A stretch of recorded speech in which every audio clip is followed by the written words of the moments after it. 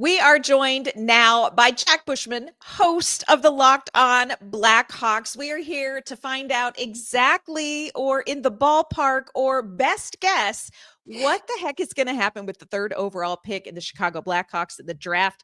Jack, before we get into that, though, we just want to say, while it was lovely sharing the bottom of the NHL with you in the rankings last season, maybe we'll meet again somewhere else next season in the rankings. How, like, if you had to summarize last year for the Blackhawks, like, how would you summarize the season for y'all?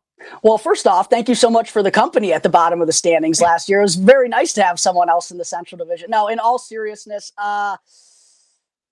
frustrating season at times, particularly in the first 40 to 50 games. Luke Richardson got fired pretty early, and the Blackhawks offense was just so stagnant early on in the season. Connor Bedard got off to a really slow start, and just with kind of the way the team was looking, not even just the low goal totals and the losses, it was no real offensive upside for the entire team, and just got us into a real rough start to the season. But I'll tell you what, once some of the young kids came onto the scene in those final couple of months, Frank Nazar had a really strong start to the season down in the AHL. He was a huge boost to the lineup when he came up to the big leagues. That helped get Connor Bedard going a little bit. And then we also got to see Artem Levshinov and Sam Rinzel on the defensive side of things. So that definitely made it an easier season to swallow for us Blackhawks fans, considering we saw some of those glimpses of the future coming into play on the NHL scene, and left us with a little bit of a better taste in our mouth than the start of the season for sure. But, you know, another year right at the bottom of the standings.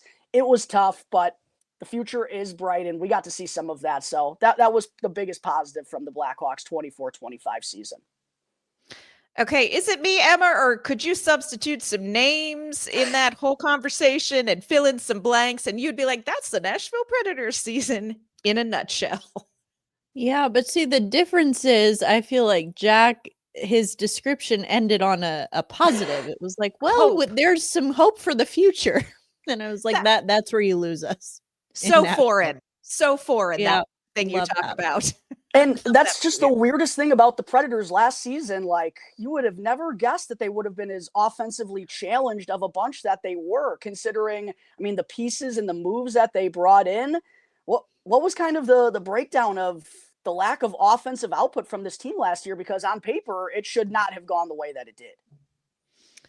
Yeah, we're still trying to figure that out. $1 million question. Yeah, it really is. And, you know, I feel like there are a lot of things to blame for that. Part of it is you do just have new guys. It's not just that you bring in new pieces, but you bring in pieces that are the kind of pieces that you build an offensive system around. And you have like that, you have this sort of leadership paralysis that we've talked about before in the locker room. You have a newer head coach in Andrew Brunette who maybe wasn't, prepared to deal with all of the challenges. And then, of course, you had injuries thrown in there as well. Lost the entire right side of the defense. That certainly didn't help. I mean, the list goes on. Yeah. It was just one bad thing after another, and we did not actually end with a lot of hope at the end of the season. So yay for you, Jack. We're really happy for you. How far away do you think the Blackhawks are in the process of a rebuild when it comes to being a contending team, especially with the Central Division looking the way it does now for the next couple of seasons at least? Yeah, I would say the 26-27 season is really when we should be starting to move our way up the standings and start to get in that conversation a little bit. I had some thoughts that the Blackhawks were going to make some aggressive pushes in free agency this summer to help improve that forward group, but from what I'm hearing right now, it doesn't sound like they're going to be all that interested in the biggest names out there or bringing in someone that's necessarily going to help them get over that hurdle right here, right now. And it just sounds like general manager Kyle Davidson really wants to stay patient with the young guys, wants to give them the lion's share of the opportunities next year and not rush into anything too soon. But given the cap space the Blackhawks are going to have, they're going to spend this money at some point. And I feel like Bedard at that point, ahead of 26-27, will be 3 years into the league. Frank Nazar will have 2 NHL seasons under his belt. Same with, Levshinov and Rinzel, who I mentioned earlier on the back end. So that, to me, from afar, kind of seems like the year where the Blackhawks, I think, internally are expecting to make their leap. I would guess the 26-27 season. This upcoming year is, unfortunately, probably just going to be more of the same, more of just focusing on the development front and letting those kids learn on the fly in the NHL. Yeah. What pieces do you feel like the Blackhawks really need? You talk about it'd be great to see them go out and make a big splash. What do you think that they need to kind of get there? They definitely need more help inside their top 6. I loved bringing back Ryan Donato on a good contract, but Tyler Bertuzzi, Teuvo Teravainen, I like the Andre Burakovsky move that they made over the weekend, but none of those guys are going to help this top 6 be where we want them to be. It's not a good enough top 6 to actually be a playoff contender. So that's really the biggest thing the Blackhawks are looking for, I think, both in the trade market. If they are going to make a move, they're probably going to want to bring in someone young. So JJ Peterka has been a name that's kind of been on their radar. I know through the draft, they're thinking heavily at forward at number 3, which I know we'll get into here in just a moment, but it's definitely another big piece in that forward group to put up there along with Connor Bedard and Frank Nazar. Yeah. Well, let's just pivot to the draft right there. And we're going to actually start with 1 and 2 because all of a sudden this is a discussion. I don't know if you all read the things and saw the things, but now there are rumblings that maybe Michael Misa is not a lock at 2 and that perhaps Anton Frondell may be number 2 in the San Jose Sharks' heart. Again, let's preface all that by saying I love Elliot Friedman's quote that everybody lies this time of year. What do you think about the reality of Michael Misa slipping to 3, Jack? Bonkers. Absolutely bonkers. Like, I might shed a tear if he falls to 3. That's how crazy it would be. In no world should Anton Frondell go ahead of Michael Misa, in my opinion. And listen, I don't claim to be the top NHL scout or anything, but that would just be ludicrous to me. I don't see any reason why Michael Misa should not be in the top 2 of this year's draft. I'd love for it to happen, but despite some of the rumblings, I'm still not expecting it to happen at this point. I think it would just be too crazy. Yeah. All right, Emma, is it just smoke and mirrors, do you think? Are the San Jose Sharks playing with us? Because we've had about enough of them doing that. Yeah. Yeah. I don't even know. I think that I love that Elliot said that he just said it out loud. Like, Yes. Everybody does lie. It's it's gamesmanship. That's what it is this time of year. And I think that, when you get a draft class like this one, which is very different from the last 2 draft classes that we've seen, when there was a very clear number 1, a very clear number 2. Now, just the fact that there is any whisper of doubt in there, it's like, ooh, let's have some fun and let's, smoke and mirrors and all of that. Because I think that, I would say the last time we were really surprised, and I wouldn't even call it a huge surprise, but the last time there was this level of like doubt or question at the top of the draft was 2022 when Uri Slafkovsky went number 1, when a lot of people were saying or thinking it was going to be Shane Wright. So even then, it's not like Uri Slafkovsky just appeared out of nowhere. I mean, he was still expected to be, one of the top picks. So I think it's just kind of the news cycle right now. And it's like we're in this time where the Stanley Cup is over, the draft hasn't happened yet. So the news cycle is churning and, things just happen and we need things to talk about now. And so I don't know. I mean, there was even at one point this offseason a question that, well, maybe the Islanders won't take Schaefer at number 1. Maybe they'll take Misa, or maybe they'll take James Higgins because he's from Long Island. And wouldn't that be a nice story? And it's like, okay, like all of these things. Yeah, it's like all these things may be true, but let's get back to reality here a little bit. Yeah. This is the time of year when all NHL GMs turn into 8th grade girls and just start whispering a little bit made up stories to see how far around the middle school things can get before it gets out of control. I'm not saying I'm not here for it. I'm saying fool me once, but you're not going to fool me twice on this Michael Misa thing. I can't imagine. Coming up, we're going to skip past 1 and 2, and we're going to get to number 3. We are going to put Jack on the hot seat. We are going to talk about who the Chicago Blackhawks may want to get their hands on with that 3rd overall pick.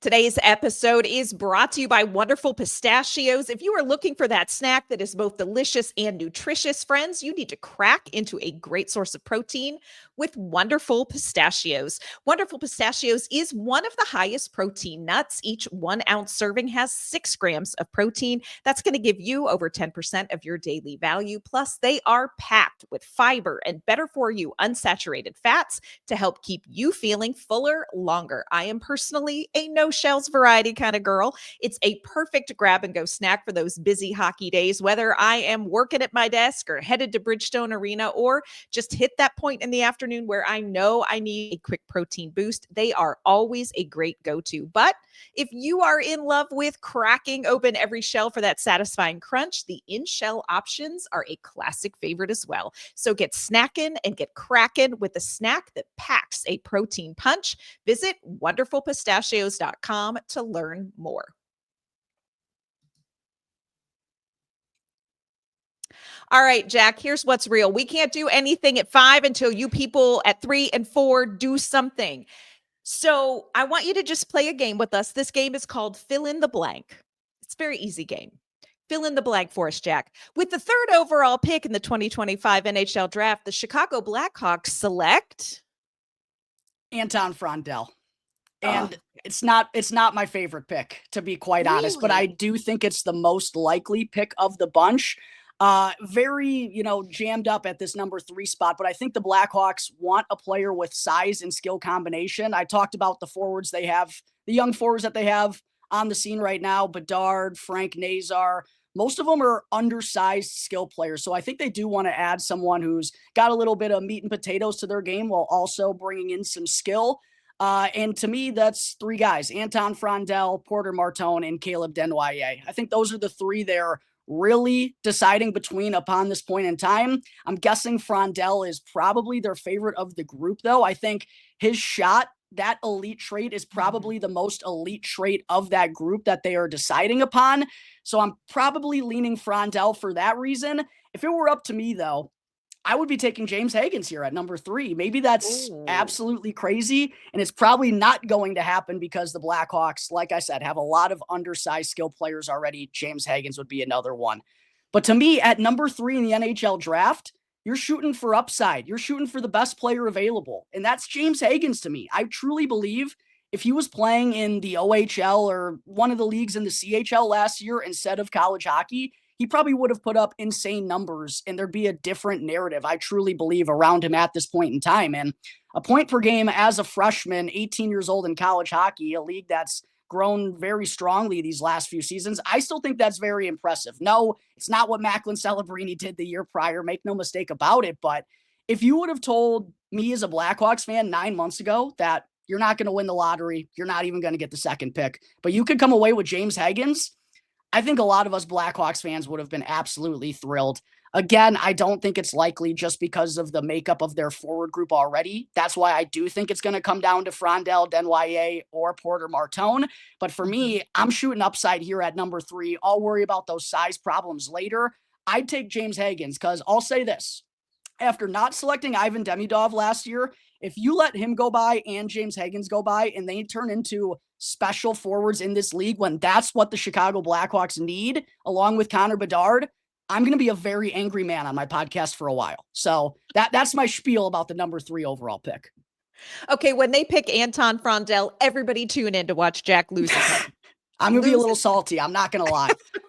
We are so here for the salty. All right, Emma, let's go back. Okay, Anton Frondell, he's off the board. Okay, so then Emma, walk me through, who would Utah pick? And then what are we left with? What scrappy fifths are we going to be left with? This is what's interesting, though. Are they going to go with the Brady Martin at 4? Are they going to take your guy, Ann? He is my guy. Yeah. Here's the thing. I think with this draft, again, it really depends. I remember, to Jack's point, I remember back, a few months ago when James Higgins was the projected number 1, or maybe 2, maybe 3, but that would be falling, a ways for him. Now, a lot of mocks have him going to us, going to Nashville at number 5. And that, again, to the same point, it's like never thought that we would see the day. Yes, he's undersized, and we here have been urging Nashville fans to not get too hung up on that, because he would easily be the most skilled forward that this franchise has drafted in years, maybe ever. Yeah, maybe ever. So, yeah, really good with the defensemen and the goalies, not great with the forwards here in Nashville. But I think, back to the original question. So if Frondell goes to Chicago, I don't know. I would think maybe Martone to Utah. I could see that being a potential fit. Maybe that's because I secretly want Higgins to fall to Nashville at number 5. Can you imagine? Yeah. Yeah. That would be, I don't know. From an outsider perspective, I know James isn't like your typical center the Nashville Predators like to draft, but if he's there at 5, how do you not take him? How do you not take him? That's the thing. Nashville does not need any more of the typical center like that they like to draft. They have, it's like, look, we're big fans of Colton Sissons here on the show, but you don't need an entire, your entire center depth to be all Colton Sissons. You need guys who are actually skilled. Two-way centers are very valuable and very good to have, but like in a draft class that is so deep at the center position. And when I think it was over the weekend, The Athletic did a ranking of all 32 teams ranked by their need for center depth, just like in general. Oh, Lord. And guess who is at number 1? The Nashville Predators, right there at the top. Yeah. And so I think that, again, you got to go with the skill. You have to go with the skill if you're Nashville. And, like, again, even Utah, they have more. Again, see, this is just assuming that Utah is not going to be greedy and say, give us all of the centers. But I mean, they have more skill in their forward group than Nashville does if you're looking like 3-4 years down the line. So I think you have to keep that in mind as well. So I don't know. Either way, I don't think you end up with a bad pick at number 5. Like that's kind of the beauty of this whole thing. I think a lot of Predators fans were maybe a little burned from the past when, they're typically picking between, 16 and 30 something. And, they'll sometimes David Poyle would come up with these off the wall picks. And it's like, well, you can afford to get a little creative when you're picking that late in the draft. I don't think they're going to be picking someone at number 5 that you've never heard of before. Like, I feel pretty confident in that. So, give Barry some credit on that one. But yeah, I don't know. I think that I could see it going a lot of different ways. There isn't really a result that would completely shock me here. Yeah. And that is what is so tricky because Jack, you talked about, it seems like maybe Frondell is somebody that they're going to pick. You like Higgins, but it's not like there aren't a couple of other guys in the mix from 3 to 6 that you could see a team picking and say, okay, I can see that pick, like you said, who else do you think could be in the mix for Chicago and where do you rank them? Yeah. So for me, Porter Martone would probably be next because he plays the wing. He is a good playmaker on the wing.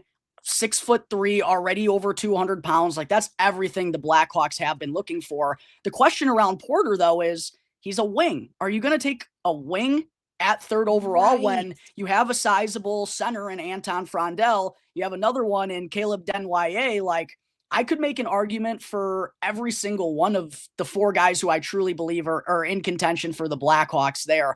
I would have Martone ranked behind Higgins in my order. I actually have Anton Frondel last. I don't know if that's crazy to y'all. I'm just scared about his skating, his playmaking, his true upside other than the goal scoring. Impressive stuff already playing against grown men. He's going to be a good player, but how good of a player is he going to be? And again, when you're at number 3, I think that's a different question when you're this high in the draft. So Anton Frondel, safe bet to be a good player. Is he going to be a great one, though? At number 3, I want a great player. So that's why I'm still very stuck on Higgins, despite I know the likelihood of that happening being very slim. I would have Martone ranked after Higgins, but Martone, Denye, and Frondel are all pretty similar to me, but that's how I would have them ranked out in order. What about you guys? How do you have them all sorted out? Or do you have Brady Martin right there in the mix at number 5? Do you have Jake O'Brien there as well? Like, I think a couple picks down brings a couple more guys into consideration potentially for the Predators. Well, Brady Martin is the pick of my heart. That's just what's real. And it's based on no scouting at all. It's just the fact that he grew up on a farm. And as a rural girl who was the grand champion showman of the Shamrock Sheep Club in 1991, here for the farm boy. But let's set that aside and talk about it from a hockey perspective. I mean, Emma, I was asked this today by someone who, does a lot of scouting and does some mock drafts and said, hey, just between Higgins and Desnoyers, if those are the two that are there at 5, who would you have Nashville pick? And I said Higgins. But Nashville, one of Nashville's favorite stats is inches over 6 feet. and that is the hitch and the giddy up. I worry that will be the hitch and the giddy up when it comes to Higgins if he's available at 5 for Nashville. And I say, put him on really tall skate blades or whatever you have to do to maybe get past that. But that's where I'm at. Emma, chime in on this. Yeah, inches over 6 feet. If you're a forward, if you're a goaltender, though, it's inches under 6 feet, and then everyone will talk about it every time you play until the end of time. Right. Yes, but no, and that's the kind of thing. And I catch myself sometimes saying like, "Ugh, what if Higgins is available?" And they end up picking Frondel, or they end up picking Desnoyers, or we've heard Roger McQueen a lot too. I mean, again, injury concerns there, but I think that I have to remind myself that it's like, okay, you don't like, this is the highest that Nashville has picked in the draft since they picked Seth Jones at number 4 12 years ago. So I like, no matter what, you're getting a good player. You're getting a very good player. To Jack's point, you want a great player, which is why I'm with you. And I would go with Higgins if all of the above are available. I go with Higgins for the pure skill factor, because Nashville, I would say, maybe never has drafted a player, a forward with this much skill. Agreed. Now, again, is he perfect? No. Are there some concerns, some areas where he can improve beyond his height because he can't do anything about that? Yes. I mean, of course, these are all children. They're literal children. So it's like, they're not going to be perfect. But I think that, again, I go with Higgins, but there is a part of me that worries that I'm like, oh, this is the Predators. They're going to get the guy who's, the Predator way, they're going to get the farm boy, the big, strong guy who goes out and just, knocks people around and, it doesn't score goals, but by gosh, he has heart, like I just hope that they don't pick those are the kinds of guys they usually pick. And I just hope that they can part with that when they're at number 5. But again, no matter who they get, I think they'll, it's going to be okay. They'll end up with a good player. It'll be okay. It'll be fine. It's going to be okay. These are the things we tell ourselves this week. It's going to be okay. It's going to be okay. It's going to be okay.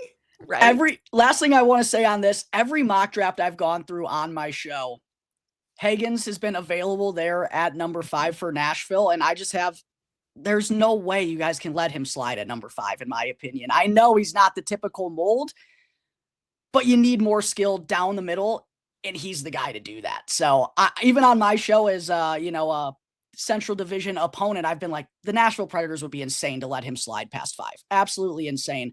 And if you guys want a real wonky mock draft to go and look at, by the way, check out what Chris Peters dropped today. James Higgins went 9th overall to the Buffalo Sabres. I saw that. And I was like, scroll up, and surely you skipped something. No, friends. James Hagan, 9th to the Sabres. 9th to the Sabres. Crazy. Anton Frondell was 2 in that mock draft as well. I was like, this is interesting. Who did the Predators pick? I will admit I haven't seen this. I've got it up right now. Let's see. Who did the Predator? Is it going to be I don't what know, I but the said, Blackhawks took Michael Misa. The Blackhawks took Michael Misa. Like, you don't care who's 5th. You got Misa. It was McQueen. I'm pretty sure you guys did take McQueen at 5. I'm pretty sure. Which would McQueen at 5. I'd be stunned at that as well. Stunned. Yeah. But it's this time of year, so everyone lies.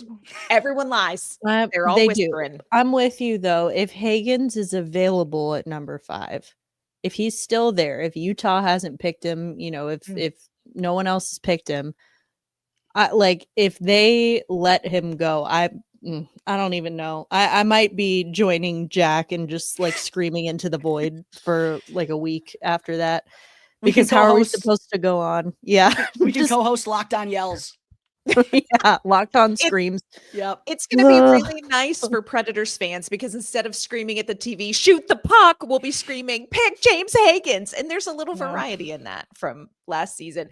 Speaking of last season, both of these teams really want to improve over their finishing last season. Coming up, we're going to talk about next season for the Blackhawks and for the Predators, and we're going to talk about that Central Division.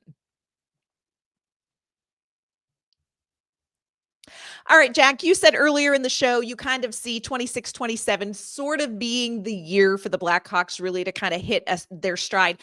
What do you see for next season for the Blackhawks? What are the pieces that you think are still going to maybe be missing, or that you're going to need to maybe address in free agency or via trade between now and 2 seasons from now?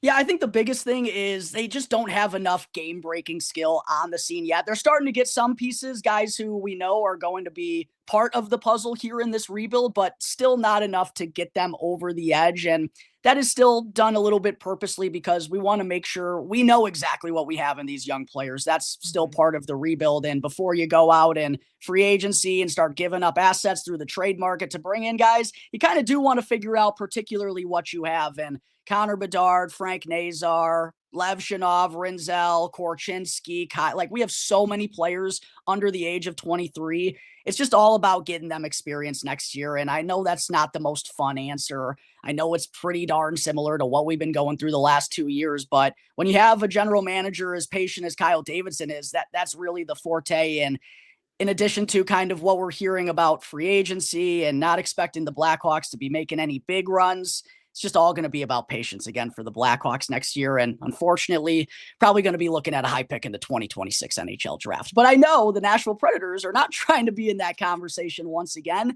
And I'm really interested to hear your guys' input on what the priorities are for this offseason, because from an outsider, it's pretty hard to gauge because you have a lot of good pieces on this roster. And there was so much confidence about this team going into last year. Obviously, it did not go the way you wanted it to, but what do you do with this roster now? Are you still trying to bring in pieces to, hey, maybe we can still figure this thing out with this group? Or are you trying to send some of them away to bring in younger players? What is kind of the main priority of the Predators this offseason? Yeah, that's a great question, because here is where we're at. After the end of last season, I don't think we know much about what the Predators currently have. I don't know that you can, Steven Stamkos did not have a fantastic season. Jonathan Marchessault didn't have kind of the season you expected. There's, of course, rumors that maybe he wants to move somewhere else, so we don't know for sure where that's going to land. None of the Predators staples really had outstanding seasons, but I don't know that you can walk away from last season and go, well, Steven Stamkos is a wash, and Jonathan Marchessault is gone and he's a wash, and Roman Josi is old. And, so we still don't know what we don't know, and that's scary.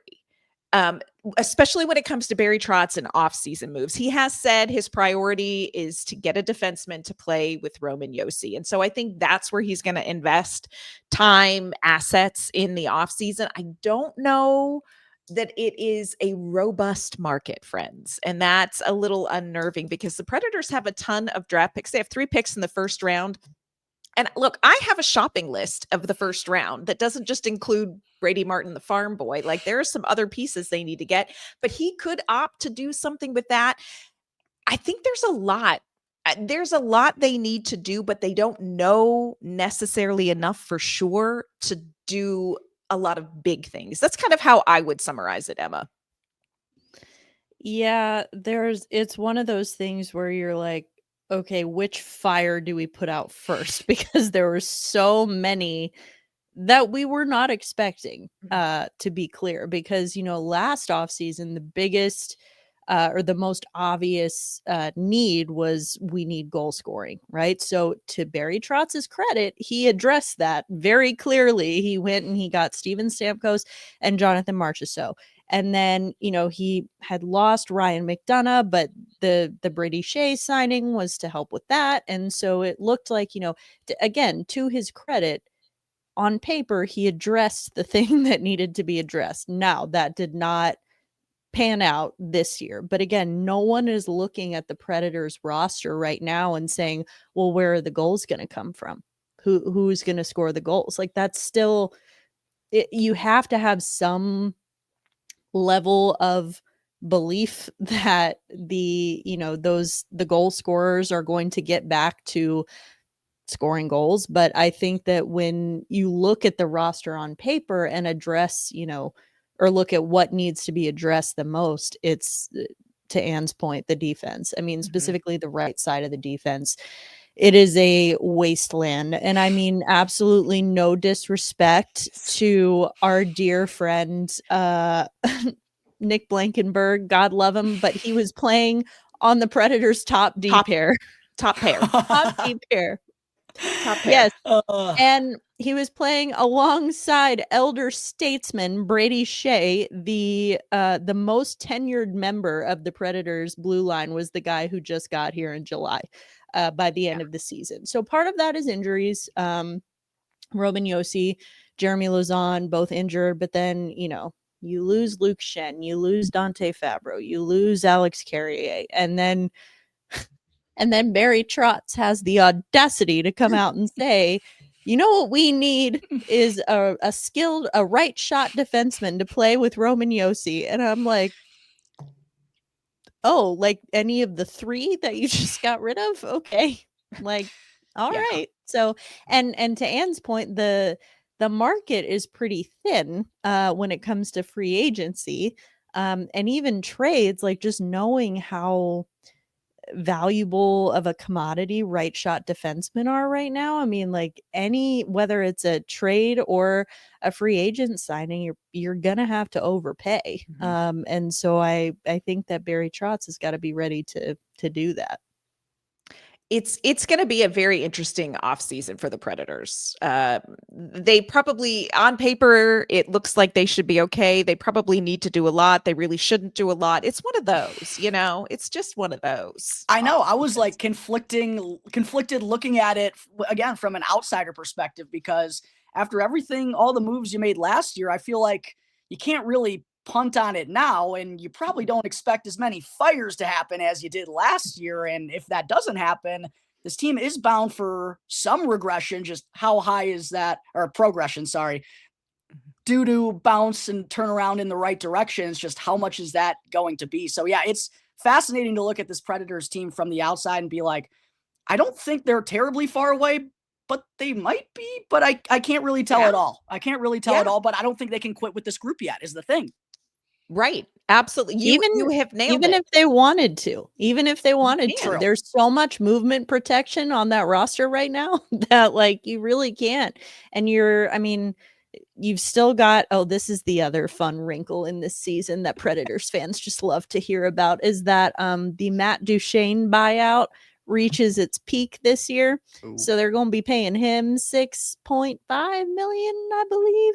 while he earns that nice new contract in Dallas. That's another little, twist of the knife there for Nashville. But I think that, yeah, it's to your point.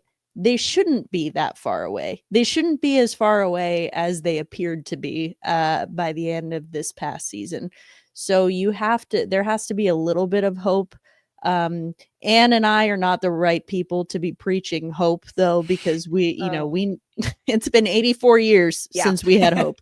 It was the longest. It was like dog years that season. It was dog years, Jack. Like we just aged. We aged like a president over those 82 regular season games. It was brutal.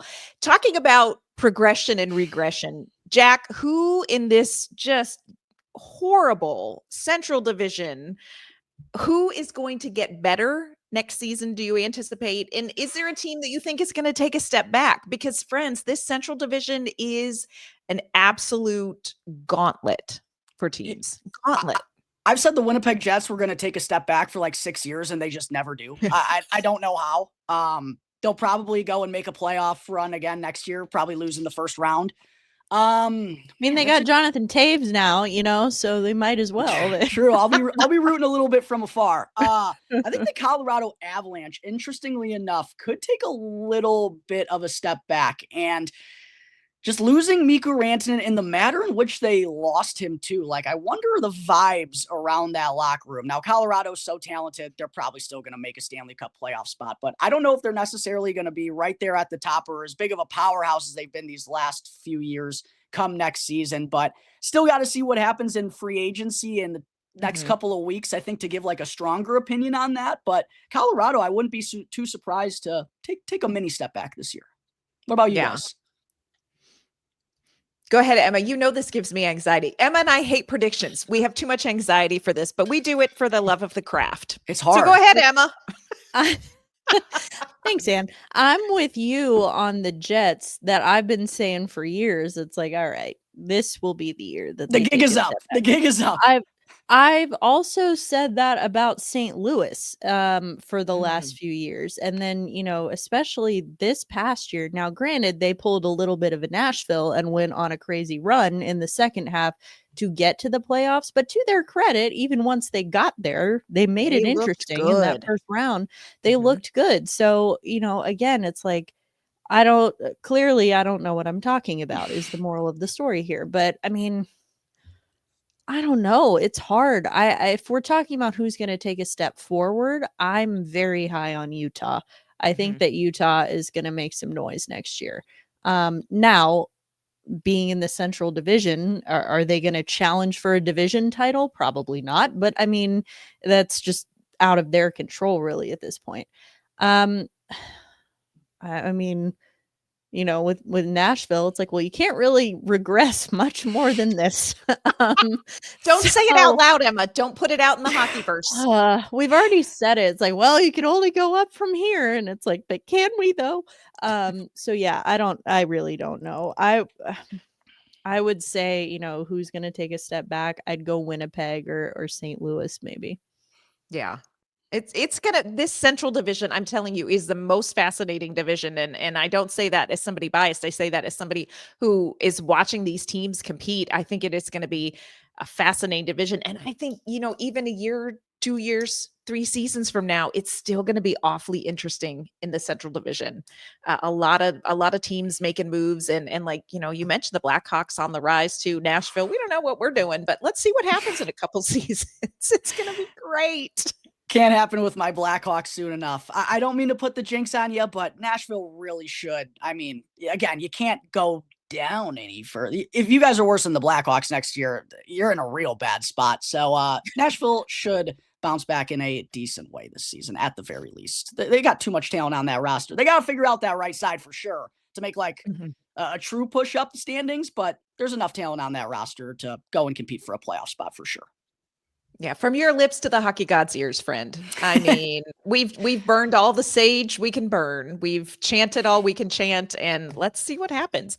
We're going to wrap up this crossover episode, but before we do that, Jack, we need all of our listeners to know where they can find you and where they can find the Locked On Blackhawks podcast. Yeah, absolutely. You can find Locked On Blackhawks for free wherever you may be listening to your podcasts. Every episode is also on YouTube. You want to check me out on any social media platform, you can find me at Jack Bushman too. Would love for you both to plug my side of the audience. Let us know where we can tune into any Predators updates, especially leading into this draft where no one really knows what's going to be going down. Even apparently 1 and 2 now.